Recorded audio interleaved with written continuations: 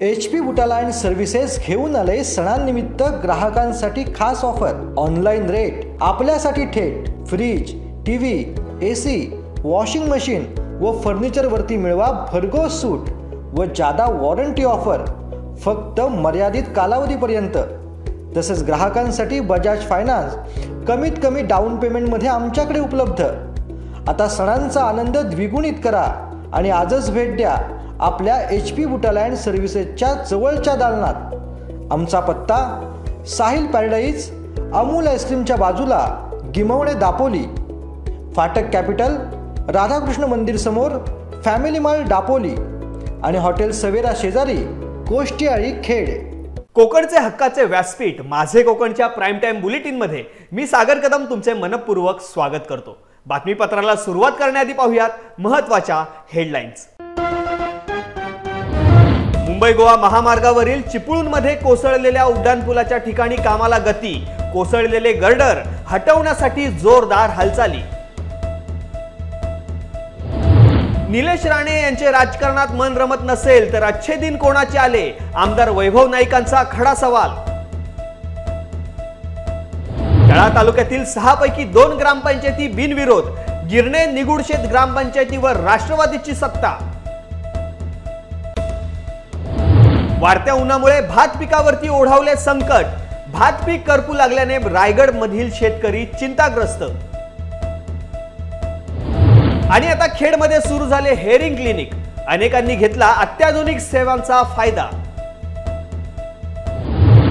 आता पाहूया सविस्तर वृत्त। मुंबई गोवा महामार्गावरील बहादूर शेख नाक्यावरती कोसळलेल्या उड्डाणपुलाच्या ठिकाणी आता कामाला गती देण्यात आली आहे। सुरक्षिततेच्या उपाययोजना केल्या जात असून संपूर्ण परिसर लोखंडी पत्र्यांनी बंद करण्यात आला आहे। कोसळलेले गर्डर देखील हटवण्यासाठी जोरदार हालचाली सुरू करण्यात आल्या असून कामगारांचा मोठा फौजफाटा देखील तेथे तैनात करण्यात आला आहे। केंद्रीय समितीतील 2 सदस्य यांनी पाहणी केली। राज्य शासनाचे 3 सदस्यीय चौकशी समिती नियुक्त केली असून केंद्र सरकारकडून देखील चौकशी समिती नियुक्त केली आहे। त्यामध्ये IIT कंपनीचे रवी सिन्हा, टंडन कन्सल्टन्सीचे मनोज गुप्ता, हेडगे कन्सल्टन्सीचे सुब्रमण्य हेडगे यांची नेमणूक करण्यात आली आहे। मात्र त्यापैकी मनोज गुप्ता, सुब्रमण्य हेडगे हे 2च सदस्य दाखल झाले आहेत। केंद्रीय मंत्री नारायण राणे यांचे चिरंजीव निलेश राणे यांचा राजकारणात मन रमत नसेल तर अच्छे दिन कोणाचे आले, असा खडा सवाल वैभव नाईक यांनी विचारलाय। राजकारण किंवा समाजकारण हे मन रमवण्यासाठी नसून लोकांचे प्रश्न सोडवण्यासाठी असतात, असा टोमणा देखील ठाकरे गटाचे आमदार वैभव नाईक यांनी लगावला आहे।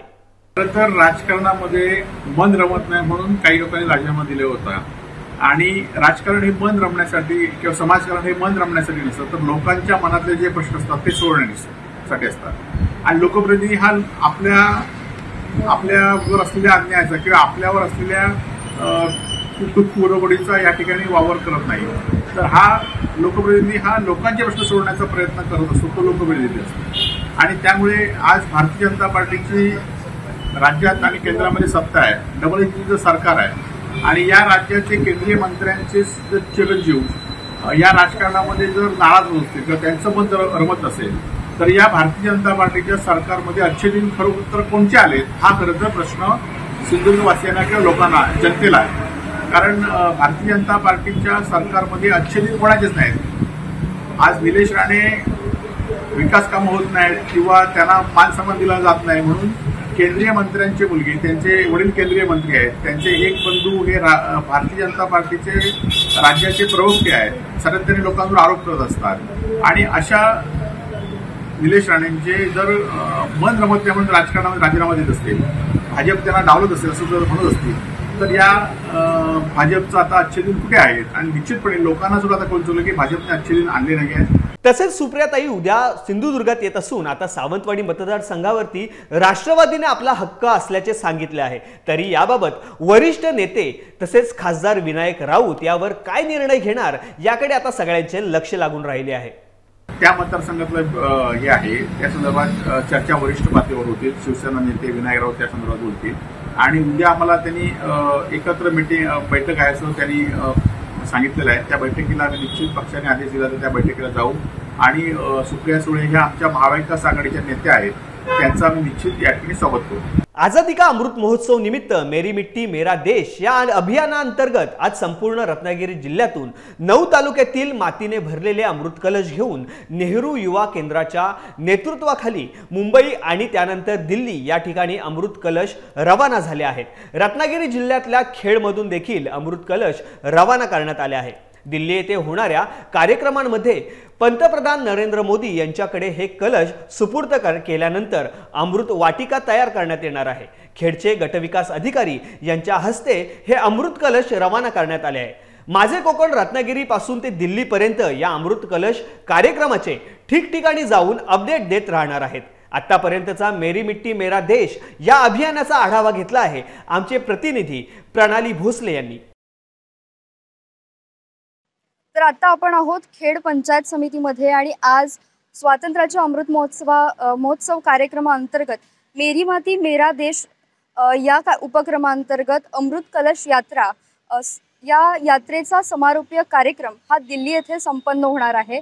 आणि यासाठीच रत्नागिरी जिल्ह्यातून प्रत्येक तालुक्यातून मातीने भरलेले कलश हे मुंबई येथे रवाना होणार आहेत आणि तिथून 27 ऑक्टोबरला कार्यक्रम झाल्यानंतर दिल्ली येथे रवाना होणार आहेत. तर त्यासाठी रत्नागिरी जिल्ह्यातून प्रत्येक तालुक्यातून हे माती भरलेले अमृत कलश आज रवाना होणार आहेत.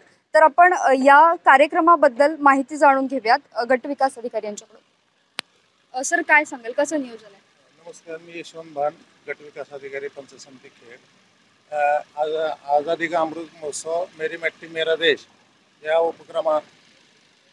आझादी का अमृत महोत्सव मेरी मिट्टी मेरा देश या उपक्रमाअंतर्गत रत्नागिरी जिल्ह्यातील 9 तालुक्यामध्ये प्रत्येक तालुक्याच्या अंतर्गत जेवढ्या महसुली गाव आहेत त्या महसुली गावातील माती एकत्र करून ग्रामपंचायतच्या स्तरावर त्या ग्रामपंचायतच्या कार्यक्षेत्रातील सर्व महसुली गावाची एकत्र माती एकत्र गोळा केली. त्यानंतर प्रत्येक तालुक्यातील सगळ्या ग्रामपंचायतीची माती एकत्र तालुका लेवलला तयार केली आणि तालुका लेवलने ते एक कलश करून त्या कलशाची मिरवणूक त्या तालुक्यात मिरवणूक काढण्यात आली. आणि असे 9 मिरवणूक झाल्यानंतर आज ते सर्व एकत्रित करून नेहरू युवा केंद्र यांच्या स्वयंसेवकाकडे ती प्रत्येक तालुक्याने सुपूर्द केलेले आहे कलश. आणि ते कलश घेऊन नेहरू युवा केंद्राचे स्वयंसेवक आता मुंबईला निघालेले आहेत. मुंबईला उद्या माननीय मुख्यमंत्री महोदय यांच्या हस्ते त्या कलशांचं पूजन आहे. त्याच्यानंतर ते दुसऱ्या दिवशी दिल्लीला जाणार आहेत. दिल्लीला 31 तारखेला माननीय पंतप्रधान महोदय यांच्या हस्ते सर्व भारतातील अमृत कलशांचं पूजन होणार आहे. आणि त्याच्यानंतर त्या मातीपासून अमृत वाटिका तयार करण्यात येणार आहे. असा हा पूर्णपणे कार्यक्रम होणार आहे. या अमृत कलशांचा खेडपासून मुंबईपर्यंतचा प्रवास आणि तिथून दिल्लीपर्यंतचा प्रवास आपल्याला माझे कोकणवर पाहता येणार आहे. माझे कोकणसाठी प्रणाली भोसले, खेड, रत्नागिरी. तालुक्यातील 2 ग्रामपंचायतीवरती राष्ट्रवादी काँग्रेस पक्षाची बिनविरोध सत्ता स्थापन झाली आहे. तालुक्यात घेण्यात येणाऱ्या 6 ग्रामपंचायतीच्या निवडणुकीत गिरणे व निगुडशेत या 2 ग्रामपंचायतीवरती राष्ट्रवादीने आपले वर्चस्व स्थापित केले आहे. यावेळी गिरणे ग्रामपंचायतीमध्ये लीला मधू जाधव या सरपंच म्हणून निवडून आल्या आहेत. तर निगुडशेत ग्रामपंचायतीमध्ये अनिता अनिल सरफळे या सरपंचपदी निवडून आल्या आहेत. उर्वरित तळेगाव, भानक, मांदाड, चरई खुर्द या ग्रामपंचायती निवडणुकीत सर्वच पक्षांमध्ये काटेकी टक्कर पाहायला मिळणार आहे. रायगड जिल्हा हा भाताचे कोठार समजला जाणारा जिल्हा असून रायगड जिल्ह्यातील महाड, पोलादपूर तालुक्यात मोठ्या प्रमाणात भात पिकाची शेती केली जाते. यावर्षी देखील शेतकऱ्यांनी मोठ्या प्रमाणात भाताचे पीक घेतले आहे. भाताचे पीक चांगल्या प्रकारे तयार झाले असून सध्या उन्हाची झळ वाढू लागल्यामुळे व भाताला पाणी कमी मिळाल्याने भात पीक करपू लागल्याचे चित्र पाहायला मिळत आहे. त्यामुळे महाड, पोलादपूर तालुक्यातील शेतकरी चिंता व्यक्त करू लागला आहे. शासनाने मदत करावी अशी देखील अपेक्षा शेतकऱ्यांकडून आता होत आहे. हे आम्ही शेतीचे 2 एकरमध्ये उत्पादन करतो. आम्हाला पाऊस कमी झाल्या कारणाने आमची शेती करपून चालली हे असं खराब झालेली आहे आणि दुष्काळीग्रस्तामध्ये मग आम्ही शेती कापलेली असल्या कारणात हे बघा संपूर्ण असं या शेतीमध्ये असं सगळं हे कोंडा झालेला आहे. त्याचं काय भात रुजून आला आहे. ते पावसाने दडी मारल्यामुळे पाऊस उत्पन्न आम्हाला 2 पाणी पाहिजे होती. 2 पाण्यामुळे आमची शेती वायबर गेली. भात पीक चांगलं आलेलं आहे. पावसामुळे आपल्याला जे पाहिजे होतं ते तेवढा पाऊस काय पुरवठा झाला नाही. त्याच्यामुळे जी झालेल्या भात कापणी आहे जी आपण चालू केलेली आहे राहिलेली उर्वरित ह्या येत्या 8 दिवसामध्ये चालू होईल. त्याला पाऊस पाहिजे होता. ज्या प्रमाणात पाऊस पाहिजे होता त्या प्रमाणात पाऊस त्या शेतीला मिळाला नाही. रायगड जिल्ह्यामध्ये मागील काही दिवसांपासून उन्हाची झळ ही वाढत असल्यामुळे याचा फटका शेतकरी वर्गाला बसत असल्याची चित्र पाहायला मिळत आहे. रायगड जिल्ह्यातील महाड पोलादपूरमध्ये वाढत्या उन्हामुळे शेतीचे मोठ्या प्रमाणात नुकसान होत असल्याचे चित्र पाहायला मिळत असून उन्हामुळे भात शेती आता करपू लागलेली आहे. त्यामुळे रायगड जिल्ह्यातील शेतकरी आता चिंतेत आला असून शेतकऱ्याच्या मोठ्या प्रमाणात या उन्हामुळे भात करपू लागल्यामुळे नुकसान होत आहे. त्यामुळे शासनाच्या मदतीची आता या शेतकऱ्याला आस लागली आहे. माझे कोकणसाठी देवेंद्र दरेकर, रायगड. रोहा तालुक्यातील धाटाव परिसरात मोठ्या प्रमाणावरती औद्योगिक क्षेत्र आहे. या औद्योगिक क्षेत्रात सुसज्ज असे रुग्णालय असणे काळाची गरज असून यासाठी केंद्र शासन स्तरावरती प्रयत्नशील असल्याचे प्रतिपादन राज्याचे उद्योग मंत्री तथा रायगड जिल्ह्याचे पालकमंत्री उदय सामंत यांनी आज केले. महाराष्ट्र औद्योगिक विकास महामंडळाच्या वतीने रोहा औद्योगिक क्षेत्रात नवीन विश्रामगृहाचे भूमिपूजन प्रसंगी कार्यक्रमात ते बोलत होते. यावेळी महिला व बालकल्याण मंत्री आदिती तटकरे, आमदार अनिकेत तटकरे, जिल्हाधिकारी doctor Yogesh Mhase, upper police अधिकारी अतुल झेंडे पाटील, रोहा उपविभागीय अधिकारी ज्ञानेश्वर खुटवड, तहसीलदार किशोर देशमुख, रोठ सरपंच नितीन वारंगे, धाटाव सरपंच सुवर्णा रटाटे आदी उपस्थित होते. दहावीर महाराजांच्या देवस्थानचा इथं जो पालखीचा कार्यक्रम असतो त्याला 1862 सालापासून सलामी दिली जाते आणि आज त्या सलामीला मी उपस्थित होतो. ती सलामी झाल्यानंतर मी कोकणचे आयजी यांच्याशी चर्चा केलेली आहे. कारण हा ऐतिहासिक क्षण आहे नुसता रोहेवासियांसाठी नाही तर महाराष्ट्रासाठी. महाराष्ट्रातली इंग्रजांनी 1892 सालामध्ये ज्या देवस्थानाला पहिली सलामी सुरू केली ती रोह्यात केली. त्याच्यामुळं ती देखील सलामी जी आहे ती एकदम शानशी असली पाहिजे. म्हणून या सलामीमध्ये वाढ करण्याचा निर्णय आपण घेतलेला आहे. पुढच्या वर्षीपासून अतिशय दिमागदार पद्धतीनं आहे त्याच्यापेक्षा दुप्पट चौपट यंत्रणा घेऊन दहावीर महाराजांना सलामी दिली जाईल. कोयना जलविद्युत प्रकल्पमधील टप्पा 1 व 2 आपत्कालीन झडप, भुयार व उल्लोलक विहिरींच्या दुरुस्तीचे काम दिवाळीत सुरू होणार असल्याने कोयना येथे आज बैठक संपन्न झाली. बैठकीमध्ये पोफळी, कोंड, फणसवणे, शिरगाव, मुंडे सरपंच, ग्रामसेवक व प्रमुख पदाधिकारी उपस्थित होते. कामाचा कालावधी 10 नोव्हेंबर ते 10 जानेवारी एवढा असल्याने कोयना जलविद्युत केंद्रातील टप्पा 1 व 2 मधील वीज निर्मिती 4 महिने बंद राहणार आहे. परिणामी शिरगाव, पोपळी, मुंडे, कोंड, फणसवणे या 4 गावातील पाणी संकट येणार आहे. कोयना जलविद्युत केंद्रातील टप्पा 1 व 2 मधील जनित्र बंद राहणार असल्याने 600 मेगावॅट वीज निर्मिती ठप्प होणार आहे. यामुळे 3 महिने वीज आणि पाणी बंद राहणार आहे. याचा परिणाम संबंधित गावे व संपूर्ण महाराष्ट्राला होणार आहे. कुणबी शिक्षण प्रचारक संस्था खेड संचलित नवभारत हायस्कूल अँड ज्युनियर कॉलेज भरणे या प्रशालेत गडकिल्ले प्रतिकृती स्पर्धा आयोजित केली. ही स्पर्धा महाविद्यालयाचे प्राचार्य श्री बोनवलकर यांच्या मार्गदर्शनाखाली सहाय्यक इतिहास शिक्षक श्री हतपले यांनी उत्स्फूर्तपणे आपली कल्पना विद्यार्थी समूहाद्वारे राबवली. ही स्पर्धा 8वी ते 10वी या विद्यार्थी वयोगटासाठी होती. विद्यार्थी मोठ्या प्रमाणात सहभाग घेऊन रायगड, प्रतापगड, सिंहगड, राजगड, पन्हाळा, पद्मदुर्ग, तोरणा, जंजिरा, सिंधुदुर्ग या 9 गड किल्ल्यांची प्रतिकृती तथा प्रांगणात इतिहास घडवला. विद्यार्थ्यांना किल्ल्यांचे महत्त्व समजावे, आपला शूरवीरांचा इतिहास, आपली उज्ज्वल परंपरा, आपल्या आदर्शांची माहिती घ्यावी हा दृष्टिकोन ठेवून श्री हतपले सरांनी अफाट मेहनत घेऊन केले.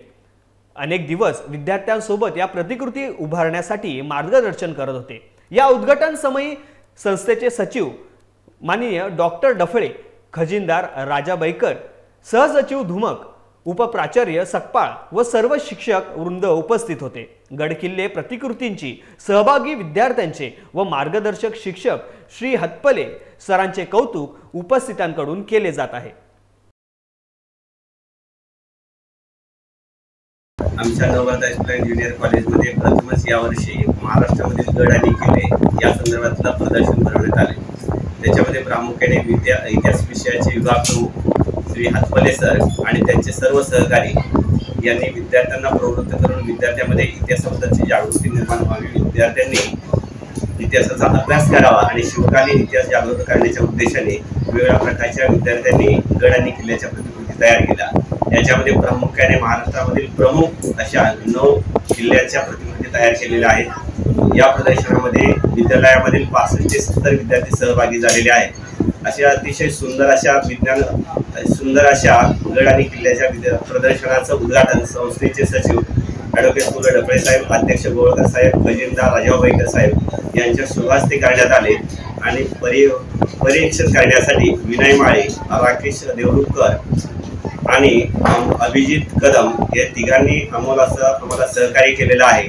आणि देखील या प्रदर्शन सलग 8 दिवस चालू राहणार आहे. या प्रदर्शनाचा विभागातील, तालुक्यामधील, जिल्ह्यामधील अनेक इतिहासप्रेमींनी प्रदर्शनाचा लाभ घ्यावा असं मी विद्यालयाच्या वतीने आवाहन करीत आहे.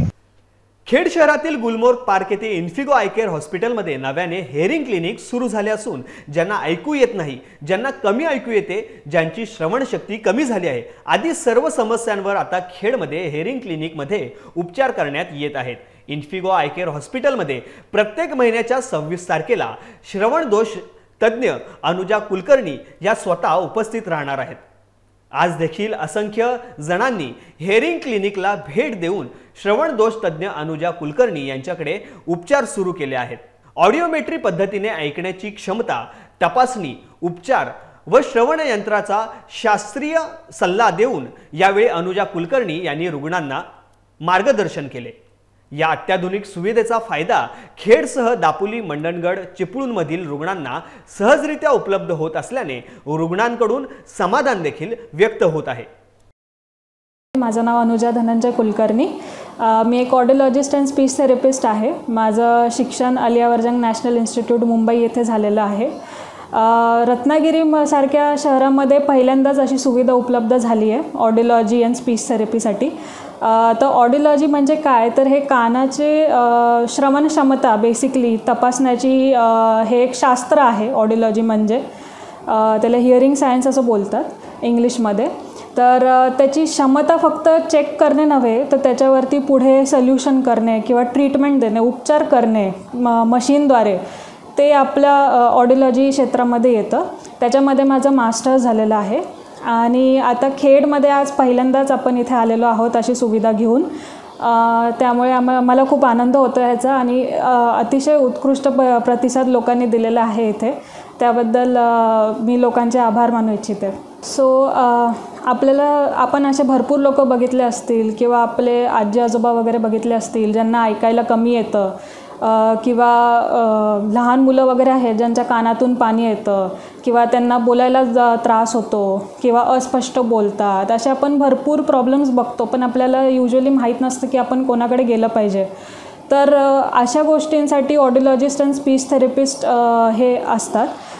त्यांच्याकडे आपण कमी ऐकू येत असेल किंवा फोनवर बोलायला ऐकू येत नसेल किंवा टी व्हीचा आवाज वाढून बघायला लागत असेल किंवा घरचे तुम्हाला सारखं सांगत असतील की तुमच्याशी मोठ्याने बोलायला लागतं आहे, तुम्हाला मागून आवाज दिला तर समजत नाही आहे, किंवा जर तुम्हाला स्वतःला असं 4 लोकांमध्ये गोंधळामध्ये ऐकताना प्रॉब्लेम होत असेल, तर सगळ्यांनी ही ऑडिओमेट्री ही टेस्ट केली पाहिजे.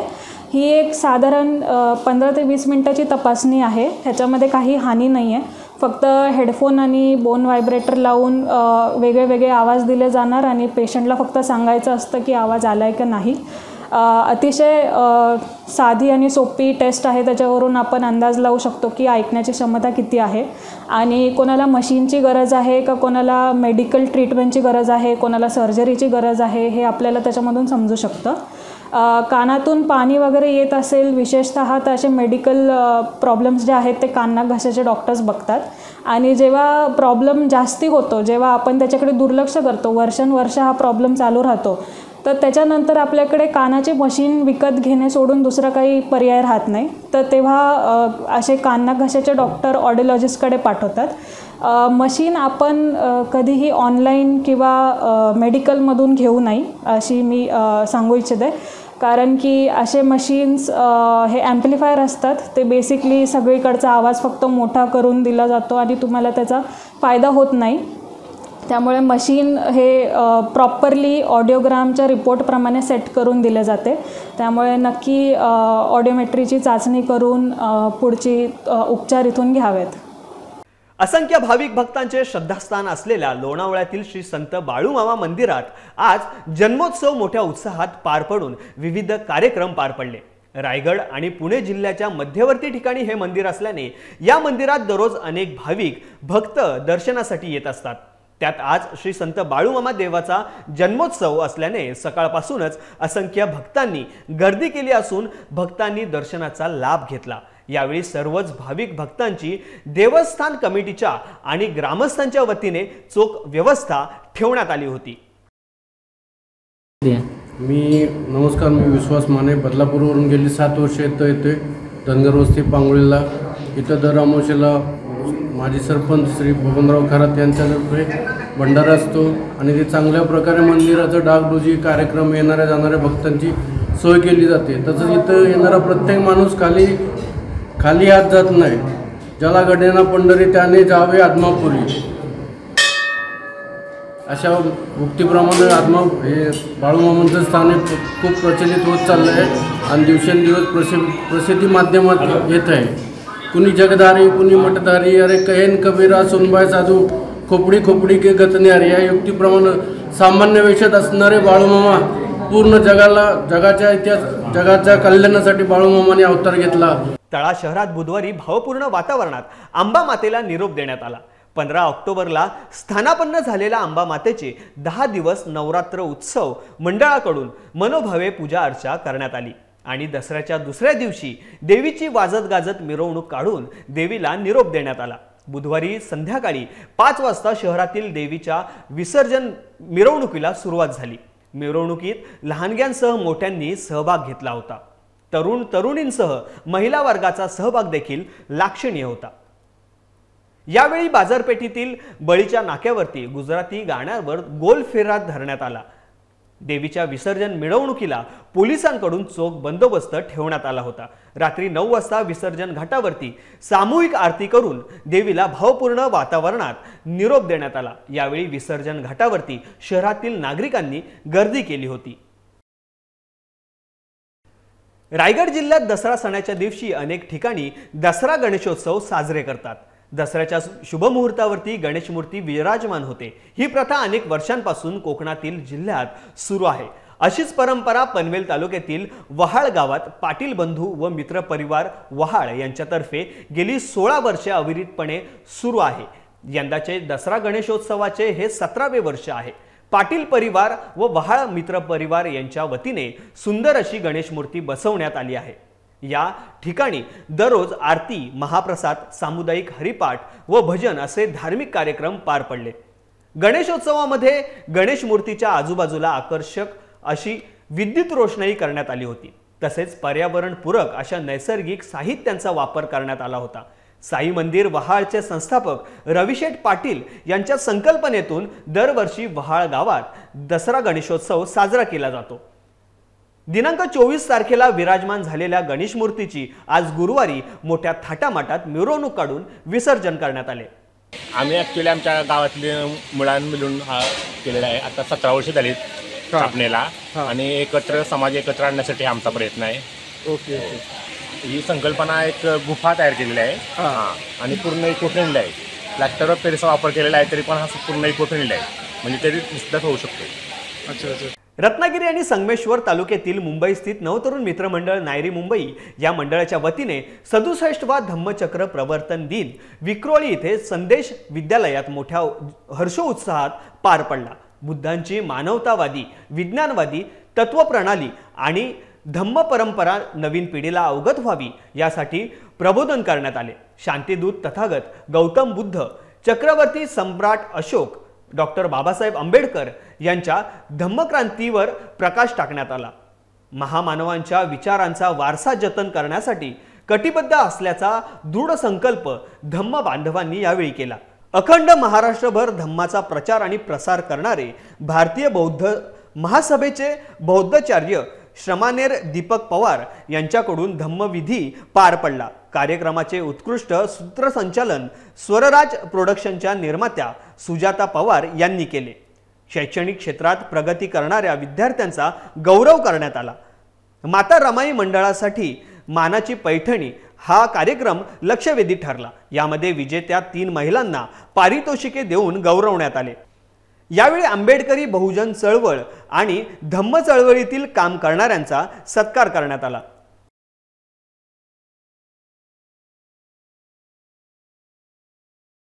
पनवेल तालुक्यातील वहाळ येथील सामाजिक कार्यकर्ते स्वर्गवासी धनाजी काथोर पाटील यांचा 25 ऑक्टोबर रोजी त्यांच्या राहत्या घरी वहाळ येथे द्वितीय पुण्यस्मरण दिन पाटील कुटुंबियांमार्फत साजरा करण्यात आला।